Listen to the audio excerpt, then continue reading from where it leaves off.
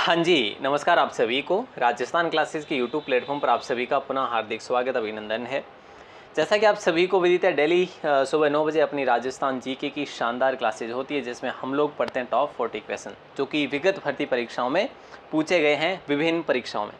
चलिए दोस्तों, शुरू करते हैं। वैसे आज का पहला क्वेश्चन आपकी स्क्रीन पर है और ये शुरू करने से पहले बता देना चाहता हूँ कि आपको फ्री पीडीएफ मिल रही है दोस्तों जीके रीडर वेबसाइट पर और राजस्थान क्लासेस की वेबसाइट पर। ग्रुप में आपको डे बाय डे जो है आपको दिए जा रहे हैं नोट्स, जिसे आप फ्री डाउनलोड कर सकते हैं। तो चलिए वो भी आप ग्रुप को ज्वाइन ज़रूर करें और बाकी जो है आप अपने साथ बने रहिएगा।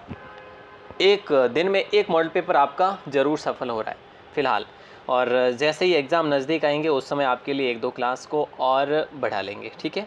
चलिए पहला सवाल आपकी स्क्रीन पर है कि ढोला मारूरा दुआ के रचयिता कौन है। देखिए, शारंगधर, बांकी दास और मोनोतैन सी ऑप्शन है, और ऑप्शन बी जो है आपका राइट आंसर होगा, कवि कल्लोल। कवि कल्लोल ने ढोला मारूरा दुहा लिखा था। चेतावनीरा सुंगटिया नामक रचना किस क्रांतिकारी द्वारा रचित की गई थी, यानी कि किस क्रांतिकारी के द्वारा लिखी गई थी। तो दोस्तों याद रखना, केसरी सिंह बारट के द्वारा चेतावनीरा सुंगटिया लिखी गई थी। और अगला सवाल आपकी स्क्रीन पर है कि निम्न में से कौन सा शब्द युग्म सही नहीं है। कौन सा शब्द युग्म सही नहीं है। जैसे कालीबंगा जो है ये आपके श्री गंगानगर में दे रखा है, हालांकि है नहीं यहाँ पे। ये कहाँ पे है कालीबंगा? कालीबंगा तो भैया हनुमानगढ़ में है। कहाँ पे? हनुमानगढ़ में। आहड़ उदयपुर दोस्तों सही है। सोनारी झुंझुनू सही है। Ganeshwar according to old question, यानी विगत भर्ती परीक्षाओं में पूछा गया था उसके अकॉर्डिंग सही है ये। लेकिन गणेश्वर अब आपको नीम का थाना पूछा जाएगा। गणेश्वर अब कहाँ का पूछा जाएगा? नीम का थाना, ठीक है। और अगला सवाल आपकी स्क्रीन पर है। देखिए, निम्न में से कौन कुंभा के दरबार में नहीं था। इनमें से कौन से, जैसे नाथा कुंभा के दरबारी थे, मुनि सुंदर सूरी भी थे, टीला भट्ट भी थे, लेकिन मुनि जिन विजय सूरी इनके दरबार में नहीं थे। और मुनि जिन विजय सूरी जिनकी दोस्तों प्रतिमा बनी हुई है, आपको पता होगा कहाँ पे, ये जो है जैतपुरा के अंदर बनी हुई है, पाली में। अगला सवाल है, मालदेव के बाद मारवाड़ का शासक कौन बना था। दोस्तों मालदेव के बाद में मारवाड़ का शासक कौन बना था? वो बना था चंद्रसेन, जिन्हें महाराणा प्रताप का पथ प्रदर्शक कहा जाता है। ऑप्शन सी आपका राइट आंसर हो जाएगा। इन्होंने कभी अकबर की अधीनता स्वीकार नहीं की थी। हालांकि नागौर दरबार में इन्होंने हाजिरी जरूर लगाई, लेकिन इन्होंने अधीनता स्वीकार नहीं किया। अगला सवाल है, सवाई जय सिंह द्वितीय द्वारा जयपुर नगर की स्थापना कब की गई। तो दोस्तों याद रखना 1727 में की गई थी। विद्याधर भट्टाचार्य इसके क्या थे? आर्किटेक्ट थे। अगला सवाल आपकी स्क्रीन पर है, देवारी समझौते में शामिल थे। देखिए दोस्तों, देवारी समझौता आपको पता होगा कि 3 राज्यों को मिलकर किया गया था। और देवारी समझौता जैसे आमेर के जय सिंह थे, मारवाड़ के अजीत सिंह थे और मेवाड़ के अमर सिंह द्वितीय थे। तो तीनों ने मिलकर ये देवारी समझौता किया था। ऑप्शन डी आप सभी का सही आंसर हो जाएगा, उपरोक्त सभी। 1833 में कन्या वध को गैर कानूनी घोषित करने का श्रेय किस रियासत को है। देखिए दोस्तों, ये हमने 1-2 दिन पहले भी पढ़ा था कि सती प्रथा को गैर कानूनी घोषित सबसे पहले जैसे बूंदी ने करा था, जयपुर ने भी करा था। लेकिन यहाँ पे सवाल कन्यावध का किया जा रहा है, तो कन्यावध कोटा होगा, कन्यावध से कोटा हो जाएगा, ठीक है। बहुत आसान है। अगला सवाल आपकी स्क्रीन पर है कि सुमिलित आपको करना है राजस्थान सेवा संघ के बारे में, स्थापना वर्ष देखनी है, और मारवाड़ हितकारीण सभा के बारे में स्थापना वर्ष देखनी है। दोस्तों देखो, अगर आपको इन सब में इनमें 1-2 का पता है फिर भी आप कर सकते हैं। कैसे? देखिए, राजस्थान सेवा संघ की बात करें, पहले में 4 आएगा, पहले में 4 आ रहा है सर।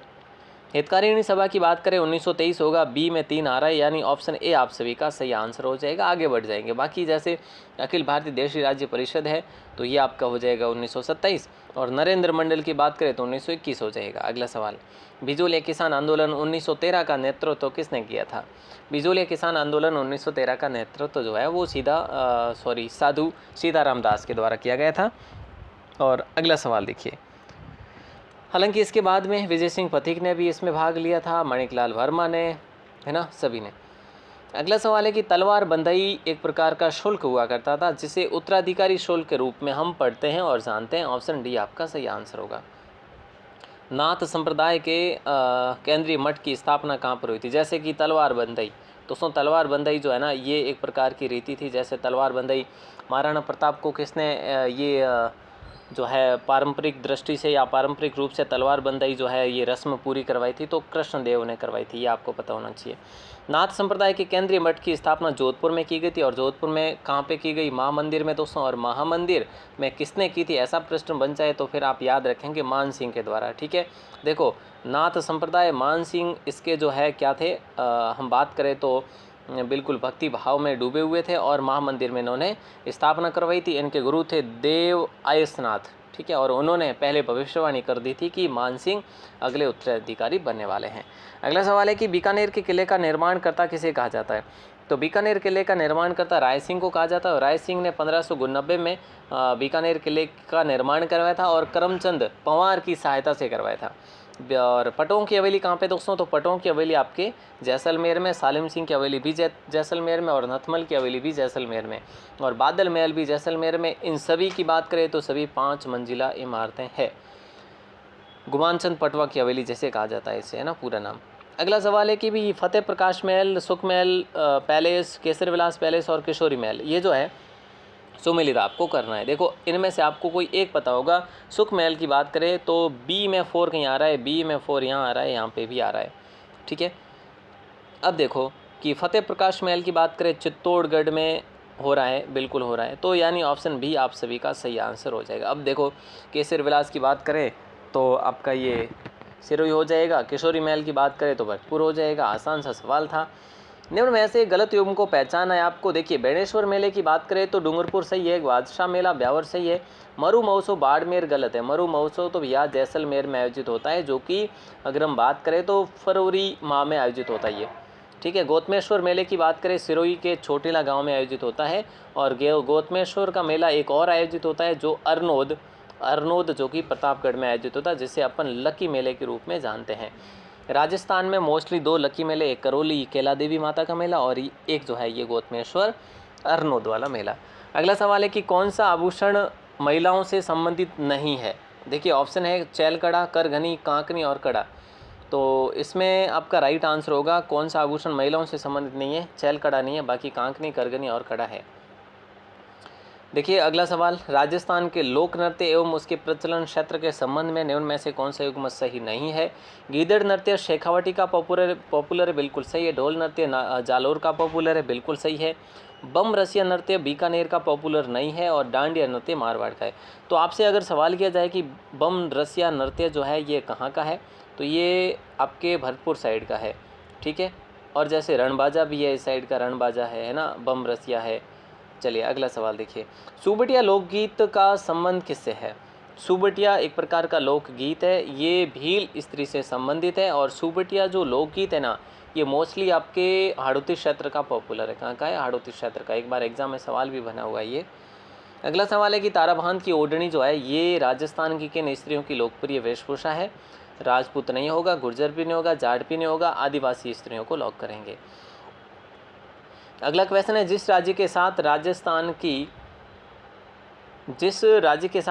की सबसे छोटी अंतर्राज्यीय सीमा जो लगती है वो है पंजाब के साथ में, जो कि 89 किलोमीटर है। और अगर बात करें मध्य प्रदेश की, तो ये मध्य प्रदेश के साथ में राजस्थान की सीमा 1600 किलोमीटर है। सबसे लंबी मध्य प्रदेश, सबसे छोटी, सबसे कम 90 जो कि पंजाब। अगला सवाल देखिए, पूछा जा रहा है भोराट का पठार की सर्वाधिक ऊंची छोटी जो है वो कौन सी है? तो भोराट के पठार की सबसे ऊंची जो छोटी है ना वो है जरगा। बाकी गुरु शिखर सिरोही में है, अचलगढ़ आप सभी को पता है। ठीक है, और शेर भी आपको पता है। देखिए सबसे ऊपर छोटी की बात करें गुरु शिखर है, उसके बाद शेर है, उसके बाद में दिलवाड़ा है, उसके बाद में जरगा है, उसके बाद में अचलगढ़ है। तो ये है इसका क्रम है दोस्तों, याद रखिएगा, है ना। तो ये इसका क्रम है छोटियों का, और यही क्रम आपसे पूछा जाता है। अगर आपको वास्तव में सभी क्रम याद करने हैं तो ज़्यादा से ज़्यादा आप 5-6 क्रम और याद कर लो, इससे ज़्यादा याद करने की आवश्यकता नहीं है। यहाँ से ही प्रश्न अगर बनते हैं, अक्सर बनते हैं। अगला सवाल है, चित्तौड़गढ़ का किला जिस पठार पर निर्मित है वो पठार है मेसा का पठार, जो कि लगभग मैं बता रहा हूँ 700 मीटर की ऊंचाई, यानी 630 मीटर आप मान लीजिए। ठीक है, आप लिखेंगे 630 मीटर। अगला सवाल है कि कोपेन द्वारा प्रस्तुत जलवायु प्रदेशों में से राजस्थान में कौन सा सुमिलित नहीं है? AW दक्षिण राजस्थान है, बिल्कुल सुमेलित है, सही है। CWG उत्तरी राजस्थान गलत है। BWHW बिल्कुल सही है और BSHW भी सही है। वर्षा ऋतु में मानसून हवाओं की दिशा राजस्थान में किस ओर रहती है? तो दोस्तों राजस्थान में ये रहती है दक्षिण पश्चिम से उत्तर पूर्व की ओर, यानी ऑप्शन सी को लॉक करेंगे। और ये अरावली पर्वतमाला का सहारा लेती है हवाएं। अगला सवाल, अपवाह क्षेत्र की दृष्टि से राजस्थान की नदी प्रणालियों का सही अवरोही क्रम कौन सा है? तो देखिए दोस्तों, इसे आप इग्नोर करेंगे, ठीक है। और अगला सवाल देखिए, पूछा जा रहा है कि राजस्थान की सबसे बड़ी कृत्रिम झील कौन सी है? देखिए राजस्थान की सबसे बड़ी कृत्रिम झील, यहाँ पे बहुत सारे सवाल बन सकते हैं। हालांकि यहाँ पे राइट आंसर आपका जयसमंद झील हो जाएगा। ये गोविंद वल्लभ पंत सागर से जो है दूसरे नंबर वाली है झील। ऑल इंडिया की बात करें, राजस्थान की बात करें तो पहली हो जाएगी। और जयसमंद जो झील है ये अब सलूम्बर ज़िले में दोस्तों, पहले ये उदयपुर ज़िले में थी, अब सलूम्बर में आ चुकी है। बाकी नकी झील की बात करें, सबसे गहरी और सबसे ऊंचाई पर स्थित जो झील है वो नकी झील है और सबसे सुंदर भी इसे माना जाता है। राजसमंद झील वो झील है जहाँ पे नौचों की पाल पर जो है यहाँ पर राज प्रशस्ति का शिलालेख रखा गया है। चलिए अगला सवाल है, राजस्थान में कुल कितने राष्ट्रीय उद्यान है? राष्ट्रीय उद्यानों की बात करें तो 3 है दोस्तों, ठीक है।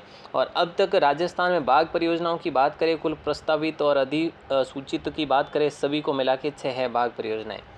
राजस्थान में दर्रा अभ्यारण्य कहाँ पे स्थित है? तो झालावाड़ में स्थित है, ठीक है। और अगला सवाल आपकी स्क्रीन पर है कि बेमेल, देखिए यहाँ पे अगर देखा जाए तो दर्रा अभ्यारण्य आपका झालावाड़ है। और अगला सवाल देखिए, वैसे इसमें आपका कोटा भी माना जा सकता है, दोनों का ऑप्शन में साथ में दे दिया है, वैसे आप चाहो तो डिलीट कर सकते हो इस प्रश्न को। बेमेल युग्म जोड़ा आपको ज्ञात करना है। देखिए केवलादेव राष्ट्रीय उद्यान की बात करें भरतपुर सही है। माई बजाज सागर बांध की बात करें तो ये आपका बांसवाड़ा में सही है। अफीम की खेती में अग्रणी जिला सीकर नहीं है भैया, फिर बताइए जल्दी से कौन सा है? सेवन घास युक्त विस्तृत क्षेत्र जो है ये जैसलमेर में, बिल्कुल ठीक बात है। लेकिन अफीम की खेती में अग्रणी जो जिला है वो आपका चित्तौड़गढ़ है, याद रखिएगा। अगला सवाल है, राजस्थान में कपास का सर्वाधिक उत्पादन कहाँ पे होता है? कपास का सर्वाधिक उत्पादन आपके हनुमानगढ़ में होता है। और अमेरिकन कपास का उत्पादन हनुमानगढ़ और गंगानगर दोनों जिलों को अपन अक्सर पढ़ते हैं। अगला सवाल है, भूपाल सागर बांध राज्य के चित्तौड़गढ़ जिले में स्थित है, यानी ऑप्शन ए को लॉक करेंगे। निम्न सिंचाई परियोजनाओं को सुमेलित आपको करना है। बड़ा शानदार सवाल है, ये एग्जाम में प्रश्न पूछा भी गया है, ठीक है। तो देखिए अगर बात करें डी में, अगर देखो आपको इनमें से 2 का तो पता होना ही चाहिए श्योर। तो जाखम बांध की बात करें प्रतापगढ़ में, डी में 1 कहीं आ रहा है, बिल्कुल यहाँ पे आ रहा है ऑप्शन बी में, तो इसी ही आप लॉक कर दीजिए। अब देखो बांकली बांध की बात करें, बांकली बांध आपका जालोर में है। फिर सोम कमलांबा की बात करें तो ये आपका डूंगरपुर में हो जाएगी। और मोरेल की बात करें तो ये सवाई माधोपुर हो जाएगा। बाकी अब आप देख लीजिए, अगला सवाल आपकी स्क्रीन पर है। राजस्थान में अब्रक ईंट उद्योग केंद्रित है। राजस्थान में अब्रक ईंट उद्योग केंद्र केंद्रित है, तो ये वैसे भीलवाड़ा में है और अजमेर में। यहाँ पे ईंट जो है अब्रक की ईंटें देखने को हमें मिलती है, तो भीलवाड़ा और अजमेर को लॉक करेंगे। राजस्थान में शक्कर उद्योग के केंद्रों का सही समूच्चय आपको बताना है। तो सही समूच्चय जो है वो श्री गंगानगर है, भोपाल सागर है और केशवरायपाटन बूंदी। तो ऑप्शन डी आपका राइट आंसर होगा। राजस्थान सरकार द्वारा पहली बार सौर ऊर्जा नीति कब घोषित की गई थी? देखिए अगर आपसे पर्यावरण नीति की बात करें तो भैया वो तो फरवरी 2010 में लागू की गई थी। और सौर ऊर्जा नीति की बात करें तो ये आपके 2011 में लागू हुई थी। ऑप्शन ए आपका फिलहाल सही आंसर होगा। निम्न में से कौन सी संस्था राजस्थान में गैर पारंपरिक ऊर्जा के उत्पादन को प्रोत्साहित करने में महत्वपूर्ण भूमिका निभा रही है? तो इसमें आपका सही आंसर होगा राजस्थान नवीनीकृत ऊर्जा निगम, यानी ऑप्शन बी आपका करेक्ट आंसर है। अगला सवाल, लौह अयस्क खनन क्षेत्र नहीं है। देखिए लौह अयस्क खनन क्षेत्र नहीं है, नीमला या फिर देखो मोरिजा भी दे रखा है, डाबला भी दे रखा है। तो इन सभी में हमें एक लौह अयस्क देखने को मिल जाते हैं, लेकिन तलवाड़ा में बिल्कुल भी नहीं। और अगला सवाल देखिए, तलवाड़ा से संबंधित आपके बहुत सारे वैसे तथ्य रहते हैं कि तलवाड़ा झील कहाँ पे है ना। और तलवाड़ा जो कि आपका एक गांव है जहाँ पे मंदिर है, किसका मंदिर है? पांचाल जाति की देवी का, कुल देवी का मंदिर है। अब आप समझ जाइए कि वहाँ पे किसका मंदिर है। अगला सवाल देखिए, गोट मांगलोद जो जिप्सम भंडार एवं खदानों के लिए सुप्रसिद्ध है, किस ज़िले में स्थित है? तो गोट मांगलोद जो जिप्सम भंडार एवं खदानों के लिए सुप्रसिद्ध है, किस ज़िले में स्थित है? तो यहाँ पे राइट आंसर हो जाएगा नागौर।